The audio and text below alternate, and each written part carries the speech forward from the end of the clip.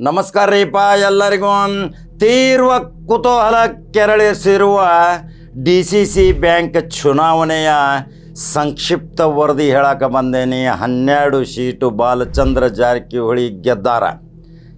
ಆ 12 ಸೀಟುಗಳು ಯಾರು? 12 ಸೀಟು ಬಂದ ತಕ್ಷಣ ಬಹುಮತ ಅಂತೂ ಬಾಲಚಂದ್ರ ಜಾರಕಿಹೊಳಿಯ ಕೊರಳಲ್ಲಿ ಬಿತ್ತು. ಇನ್ನೇನು ಮೀನಾಮೇಷ, ಇನ್ನು ಬರೋರು ಇನ್ನು 3-4 ಮಂದಿ ವಿರೋಧ ಪಕ್ಷದಾಗ ಕೂಡಬೇಕು. ಅವ್ರ ಮೀಟಿಂಗಕ್ಕನ ಇನ್ನು ಬರುವಂಥ ಪರಿಸ್ಥಿತಿನೂ ಸಹಿತ ನಿರ್ಮಾಣ ಆಗುವುದಿಲ್ಲ ಅಂತ ರಣತಂತ್ರ ಹೆಣದಂಥ ಈ ಬಾಲಚಂದ್ರ ಜಾರಕಿಹೊಳಿ ಇದೇ DCC ಬ್ಯಾಂಕ್ 18 ಕ್ಷೇತ್ರವನ್ನು ಕಂಟ್ರೋಲ್ ಮಾಡುವಂಥ ಕರ್ನಾಟಕ ರಾಜ್ಯಕ್ಕೆ ದಿಕ್ಸೂಚಿಯಾದಂಥ ಬೆಳಗಾವಿ ಜಿಲ್ಲೆ 18 ಕ್ಷೇತ್ರದಲ್ಲಿ ಯಾರು ಘಟಾನುಘಟಿಗಳು? ನೀವು ಬಹಳ ಕುತೂಹಲದಿಂದ ಕೇಳ್ತಿರ್ಬೇಕು, ಬಹಳ ಕಮೆಂಟ್ ಹಾಕಾಕತ್ತೀರಿ ಕಾಕ, ಹೇಳ ಬೇಗ ಅಂಥೇಳಿ ವಿರುದ್ಧ ಕಮೆಂಟ್ ಹಾಕತ್ತೀರಿ. ಇವೆಲ್ಲ ಸಾಮಾನ್ಯ ವಿಷಯಗಳು, ಇದಕ್ಕೆಲ್ಲ ತಲೆ ಕೆಡಿಸ್ಕೊಳ್ಳೋದಿಲ್ಲ. ಕಡಕ ಜವಾರಿ ಕಾಕ ನೇರವಾಗಿ ದಿಟ್ಟವಾಗಿ ನಿರಂತರವಾಗಿ ಸತ್ಯನ ಹೇಳ್ತಾನ. ಹಂಗಾದ್ರೆ ಯಾರು ಆರಿಸಿ ಬರ್ತಾರ? ಯಾರು ಬಾಲಚಂದ್ರ ಜಾರಕಿಹೊಳಿಯ ಗುಂಪಿನಲ್ಲಿ 12 ಜನ? ತೀವ್ರ ಕುತೂಹಲ ಮೂಡಿರ್ಬೇಕು ನಿಮಗೆ. ಏನೋ ಕಾಕ ಲಘು ಹೇಳು, ನಮ್ಮ ಡೈರೆಕ್ಟರ್ ಬರ್ತಾನಿಲ್ಲೋ, ನಿಮ್ಮ ಡೈರೆಕ್ಟರ್ ಬರ್ತಾನಿಲ್ಲೋ ಅಂಥೇಳಿ ಬಹಳಷ್ಟು ಕುತೂಹಲ ಭರಿತವಾದ DCC ಬ್ಯಾಂಕ್ ಚುನಾವಣೆ ಕಳೆದ 40-50 ವರ್ಷಗಳಿಂದ ಈ ಟೈಪ್ ಚುನಾವಣೆ ಆಗಿಲ್ಲ. ಯಾವಾಗಲೂ ಅನ್ನಪೋಸ್ ಆಗ್ತಿತ್ತು, ಹಿರಿಯರು ಕೂಡ್ತಿದ್ರು, ಮಾತಾಡ್ತಿದ್ರು. ಇದೇ ಬಾಲಚಂದ್ರ ಜಾರಕಿಹೊಳಿ ಅನೇಕ ಬಾರಿ ಅವಿರೋಧ ಆಯ್ಕೆ ಮಾಡಿ ಅಧ್ಯಕ್ಷ ಉಪಾಧ್ಯಕ್ಷ ಸ್ಥಾನಗಳನ್ನು ಎಲ್ಲರಿಗೂ ಸಮನಾಗಿ ಹಂಚಿ ಒಂದು ಸಿದ್ಧಾಂತವನ್ನು ತೋರಿಸಿಕೊಟ್ಟಂಥ ಈ ಬಾಲಚಂದ್ರ ಜಾರಕಿಹೊಳಿ ರಣತಂತ್ರ ಯಾರಿಗೆ ಗೊತ್ತಾಗುವುದಿಲ್ಲ. ಈಗ ತಾರಕ ಏರೈತಿ ಆರೋಪ ಪ್ರತ್ಯಾರೋಪಗಳು. ಇದೇ ಉಮೇಶ್ ದಿವಂಗತ ಕತ್ತಿಯ ಸುಪುತ್ರ ಶಾಸಕ ನಿಖಿಲ್ ಕತ್ತಿ ಹಾಗೂ ಅವರ ಕಾಕ ಆದಂಥ ರಮೇಶ ಕತ್ತಿ, ಅವರ ಮಕ್ಕಳು ಪವನ ಕತ್ತಿ, ಪೃಥ್ವಿ ಕತ್ತಿ ರಭಸದಿಂದ ಅಡ್ಡಾಡಕತ್ತಾರ. ಆರೋಪ ಪ್ರತ್ಯಾರೋಪಗಳನ್ನ ಮಾಡಕತ್ತಾರ. ಯಾವ ಆರೋಪ ಪ್ರತ್ಯಾರೋಪಗಳು? ಎಲ್ಲವೂ 28ನೇ ತಾರೀಕು ಫಲಿತಾಂಶ. ಇದೇ ಬರುವ ಅಕ್ಟೋಬರ್ 20ರಂದು DCC ಫಲಿತಾಂಶ.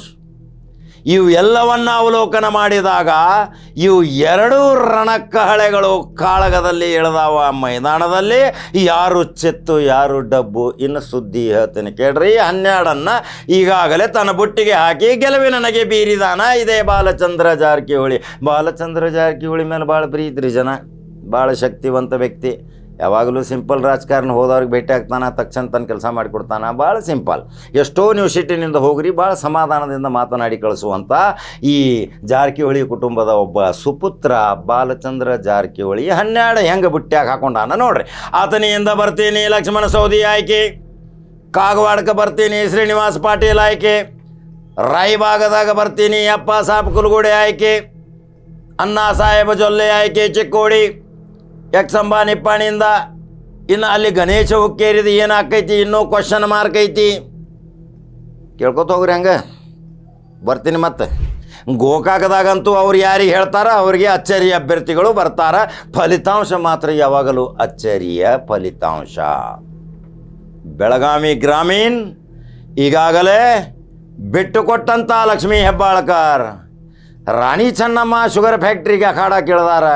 ಆ ಫ್ಯಾಕ್ಟ್ರಿ ಕಬ್ಜಾ ತೆಗೆದುಕೊಳ್ಳೋ ಸಲುವಾಗಿ ಚಂದ್ರರಾಜ್ ಹಟ್ಟಿಹೊಳಿ ಅದಕ್ಕೆ ಜಾರಕಿಹೊಳಿ ಬೆಂಬಲ ಸಿಗ್ತೈತಿ. ಆ ಫ್ಯಾಕ್ಟ್ರಿಯ ರೂವಾರಿ ಚಂದ್ರರಾಜ್ ಹಟ್ಟಿಹೊಳಿ ಲಕ್ಷ್ಮೀ ಹೆಬ್ಬಾಳ್ಕರ್ ರಣತಂತ್ರ ಹೆಣೆದು ಈಗ ಅಲ್ಲಿ ಪ್ಯಾನಲ್ ತಯಾರು ಮಾಡಕ್ಕೆ ಹೊಂಟಾರ ರಾಣಿ ಚೆನ್ನಮ್ಮ. ಸಹಕಾರಿ ರಂಗದ ಶುಗರ್ ಫ್ಯಾಕ್ಟ್ರಿ ಅದು ದಿಕ್ಕ ದಿವಾಳಿ ಆಗೈತಿ, ಸಾಲದಾಗ ಮುಳುಗೈತಿ. ಆದರೆ ಇನ್ನು ಇವರು ಹೋಗಿ ಅದಕ್ಕೆ ಶಕ್ತಿ ತುಂಬಿ ಇನ್ನು ಮತ್ತದನ್ನು Rani Chennamma sugar, Rani sugar, Hira sugar, Prabha sugar ಎಂತಿಂಥ ಹೆಸರು ಇವೆಲ್ಲ ಹೆಸರುಗಳು ಇವತ್ತು ದೇಶ ನೋಡ್ತಿತ್ತು. ಅದರ ಸಲುವಾಗಿ ಈಗ ಗ್ರಾಮೀಣ ಭಾಗದಲ್ಲಿ ಅಲ್ಲಿ ರಾಹುಲ್ ಜಾರಕಿಹೊಳಿನ ನಿಲ್ಲಿಸೋ ಸಲುವಾಗಿ ತೆರೆಮರೆಯಲ್ಲಿ ನಡೆದೈತಿ. ಈಗ ರಮೇಶ ಕತ್ತಿ ಬೆಂಬಲಿಗರಾಗಿ ಎ ಬಿ ಪಾಟೀಲ್ರಂತೂ ಎಲ್ಲ ಕಡೆ ಅಡ್ಡಾಡಕತ್ತಾರ. ಹಿರಿಯ ರಾಜಕಾರಣಿ ಹಳೆ ಕಥೆಗಳನ್ನು ಹೇಳಕತ್ತಾರ. ಹಂಗಿತ್ತು 2008, ಹಿಂಗಿತ್ತು 2008. ಇನ್ನೇನು ಮನೆ ಮನೆ ಅಡ್ಡಾಡಕತ್ತಾರ.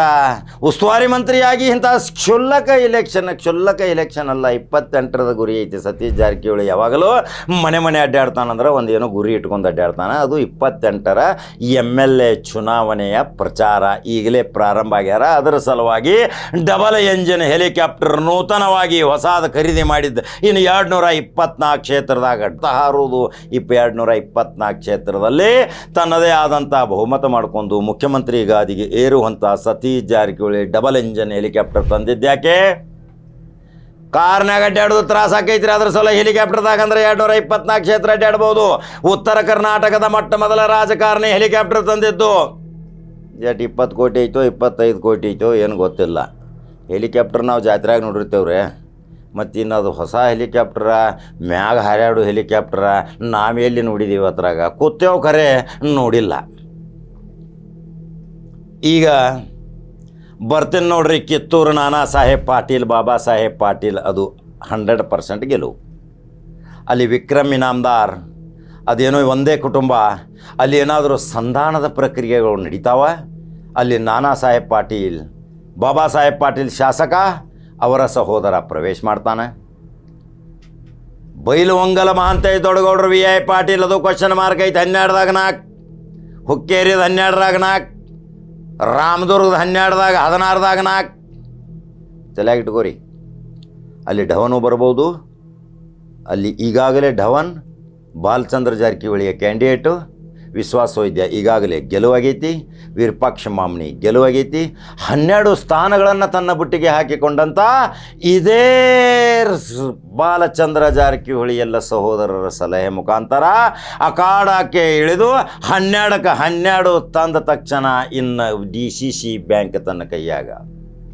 ಈಗ ಗೋಕಾಕ ಸ್ಟೈಲು, ಹುಕ್ಕೇರಿ ಸ್ಟೈಲು, ರಾಜಕಾರಣಿಗಳಿಗೆ ಆರೋಪ ಪ್ರತ್ಯಾರೋಪ ಮಾಡೋದು, ಜನರಿಗೂ ಗೊತ್ತಾಗಬೇಕು ಅವ್ರೇನು ಮಾಡಿದ್ರು ಇವ್ರೇನು ಮಾಡಿದ್ರು ಈಗ ಹೇಳುವಂಥ ಪರಿಸ್ಥಿತಿ ಬರ್ತಾವೆ.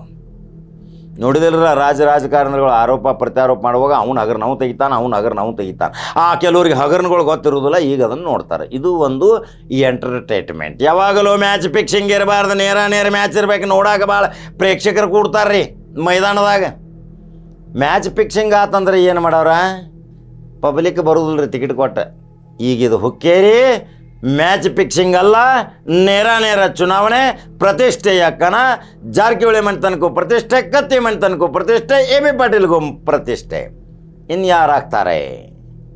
ಇನ್ನು DCC ಬ್ಯಾಂಕದ ಸಂಪೂರ್ಣ ವಿವರ ಹೇಳಿದ್ದೀನಿ. 12ಕ್ಕೆ 12 ಬಾಲಚಂದ್ರ ಜಾರಕಿಹೊಳಿ ತನ್ನ ಬುಟ್ಟಿಯಲ್ಲಿ ಹಾಕೊಂಡಾನ. ಇನ್ನು ಪ್ರಗತಿ ಹೊಂದೋದ್ರಿ ಇನ್ನು ಬ್ಯಾಂಕಿನಿಂದ ಸೌಲಭ್ಯಗಳು ಜಾರಿಯಾಗು. ಯಾವಾಗಲೂ ಅಜಾತ ಶತ್ರು ಬಾಲಚಂದ್ರ ಜಾರಕಿಹೊಳಿ. ಗೆಲುವಿನ ರೂವಾರಿ. ಎಲ್ಲಿ ಕೈ ಹಾಕತಾನ, ಅಲ್ಲಿ ಏನಾದರೂ ಅಷ್ಟಲಕ್ಷ್ಮಿ ಹೊಲ್ದೈತೋ ಗೊತ್ತಿಲ್ಲ. ಆ ಮಹಾತಾಯಿ ಈ ಬಾಲಚಂದ್ರ ಜಾರಕಿಹೊಳಿ ತಲೆ ಮೇಲೆ ಆಶೀರ್ವಾದ ಐತೆ ಅಂದಮೇಲೆ ಬಾಲಚಂದ್ರ ಜಾರಕಿಹೊಳಿ ಯಾವಾಗಲೂ ಸೋಲಲಾರದಂಥ ವ್ಯಕ್ತಿ. ಯಾವಾಗಲೂ ಎಲ್ಲಿ ಕೈ ಹಾಕತಾನ ಅಲ್ಲಿ ಕಲ್ಪವೃಕ್ಷ. ಇನ್ನು double engine Satish Jarkiholi plan ಇವೆಲ್ಲ ನೋಡ್ಕೊತ ಹೋದ್ರೆ ಮುಂದಿನ 28 AB ಪಾಟೀಲ್ರು ಹೇಳಿದ್ದು ಅದು ನಿಜಾನ ಐತಿ. ಮನೆ ಅಡ್ಡಾಡಬಾರ್ದು ಅಂತೇಳಿ. ಆದ್ರೆ ಸತೀಶನ ತಲೆ ಆಗಿದೈತ್ರಲ್ಲ, ಮನೆ ಅಡ್ಡಾಡ್ರೆ ಉಸ್ತುವಾರಿ ಮಂತ್ರಿ ಯಾರು ನಾಳೆ ಚುನಾವಣೆ ಹೇಳಕ್ಕೆ ಬಂದ್ರಂದ್ರೆ ಬರೀ ಒಂದು ಫೋನ್ಯಾಗ ಮಾಡ್ರಿ ನಮ್ಮ ಮನೆಗೆ ಬಂದಿದ್ರಂತಾರೆ. ಚೋಡ ತಿಂದು ಹೋಗ್ಯಾರ, ಬಜಿ ತಿಂದು ಹೋಗ್ಯಾರ, ಜಾಲ್ ಮಾಡ್ಯವು, ಸತ್ಕಾರ ಮಾಡ್ಯವು, ಆರತಿ ಮಾಡ್ಯವು. ಅವರ ಸತೀಶ್ ಜಾರಕಿಹೊಳಿ ಬಂದು ಹೋಗಿದ್ದು 28ಕ್ಕೆ ನೇರವಾಗಿ ಶಾಸಕ ಸ್ಥಾನಕ್ಕೆ. ಅದನ್ನು ಸೈತಲ್ಲಿ ಪ್ರತಿಸ್ಪರ್ಧೆ ಮಾಡ್ತಾರೆ. ಇನ್ನು ಇದು ರಣಕಹಳೆ ಊದುವುದು. ಕತ್ತಿ ಸಹೋದರರು ಮಾತ್ರ ಸುಮ್ಮ ಕೂತಿಲ್ಲ, ಬಹಳ ನೆಟವರ್ಕ ಮಾಡಕತ್ತಾರ. ಬೆಳ್ಳಂಬೆಳಗ್ಗೆ ಎದ್ದು 4 ಸಹೋದರರು ತನ್ನ ಕಾಕಾನ ಮುಂದೆ ಹಾಕೊಂಡು ಪ್ರತಿ ಮನೆಗೆ ಹೋಗಿ ಎಲ್ಲ ಹಿರಿಯರನ್ನು ಕರೆಸಿ ವೋಟ್ ಬ್ಯಾಂಕ್ ಗಚ್ಚಿ ಮಾಡಕತ್ತಾರ. ಇಲ್ಲಿ ಹೊರಗಿನವರು ಒಳಗಿನವರು ಅನ್ನುವ ಒಂದು ವಿವಾದಾತ್ಮಕ ಹೇಳಿಕೆ. ಇನ್ನು ಹೊರಗಿನವ್ರು ಗೆಲ್ತಾರೋ ಏನೋ ಒಳಗಿನವ್ರು ಗೆಲ್ತಾರೋ. ಕತ್ತಿ ಮನೆತನಕ್ಕೆ ಹುಕ್ಕೇರಿ ತಾಲೂಕು ಕೈ ಹಿಡಿತೈತೋ ಏನೋ ಜಾರಕಿಹೊಳಿ ಮನೆತನಕ್ಕೆ ಮಾಲೆ ಹಾಕತೈತೋ ಕಾದ ನೋಡ್ಬೇಕಲ್ರಿ. ಹಂಗಾದ್ರೆ ಯೂಟ್ಯೂಬ್ದಾಗ ಬಟನ್ ಹೊಡ್ರಿ number 1 news Kannada. Facebook follow ಮಾಡ್ಕೊತ ಹೋಗ್ರಿ. 12 ಸಂಕ್ಷಿಪ್ತ ಮಾಹಿತಿ ಹೇಳಿದ್ದೀನಿ. ಇದರಾಗ 1-2 ಹೆಚ್ಚು ಕಡಿಮೆ ಆಗಬಹುದು. 12 ಮಾತ್ರ 1 ಡಜನ್ ಬಾಳೆಹಣ್ಣು ಕೊರಳಿಗೆ ಬಿದ್ದೈತಿ. ಬಾಲಚಂದ್ರ ಜಾರಕಿಹೊಳಿಗೆ DCC ಕಬ್ಜಾ. ಇನ್ನು ಮತ್ತೊಂದು ಎಪಿಸೋಡ್ದಾಗ ವಿದ್ಯುತ್ ಸಹಕಾರಿ ಸಂಘದ ಹೇಳ್ತೀನಿ, ಈರಾ ಶುಗರ್ದು ಹೇಳ್ತೀನಿ. ಹಂಗಾದ್ರೆ ಮತ್ತೊಂದು ಸುದ್ದಿ ಹಂಗೆ ಬರಲ್ರಿ. ಫಾಲೋ ಮಾಡ್ಕೊತ ಹೋಗ್ರಿ, ಲೈಕ್ ಮಾಡ್ಕೊತ ಹೋಗ್ರಿ. ಅನೇಕ ಸುದ್ದಿಗಳು, ರೋಚಕ ಸುದ್ದಿಗಳು ಹೇಳ್ತಾನೆ. ಉತ್ತರ ಕರ್ನಾಟಕದ ಶೈಲಿ, ಸೊಗಡ ಭಾಷೆ ಶೈಲಿ, ಕಡಕ ಜವಾರಿ ಕಾಕ, ಕಡಕ ರೊಟ್ಟಿ ತಿಂದ, ಕೆನಿ ಮೊಸರು. ನಮ್ಮ ಪದಾರ್ಥಗಳ ಭಾರಿ ರೀ. ಆ ಪದಾರ್ಥಗಳ್ದಾಗ ವಿಟಮಿನ, ಮಲ್ಟಿ ವಿಟಮಿನ ಶಕ್ತಿ ಐತಿ.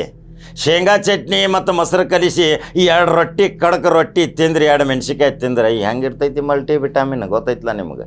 ಏನು ತಿಂತಾವು ಹುಡುಗರ? ಎಗ್ ರೈಸ್ಗೆ ಬೆನ್ನು ಹತ್ತಾವು, ಕುರ್ಕುರೆ ತಿಂತಾವು, ಪಾನಿಪುರಿ ತಿಂತಾವು, ಜೊಂಡಗಾಗತ್ತಾವು. ಯಾಕೆ ಆರೋಗ್ಯ ಹಾಳು ಮಾಡ್ಕೊಳಕತ್ತೀರಿ? ಒಳ್ಳೆಯ ಆರೋಗ್ಯಕ್ಕೆ ಇದು ಒಂದು ಸಲಹೆ. ಕಡಕ ಜವಾರಿ ಕಾಕಂದು ಮತ್ತೊಂದು ಸುದ್ದಿ ಹಂಗೆ ಬರ್ತೀನಿ. ನಮಸ್ಕಾರ.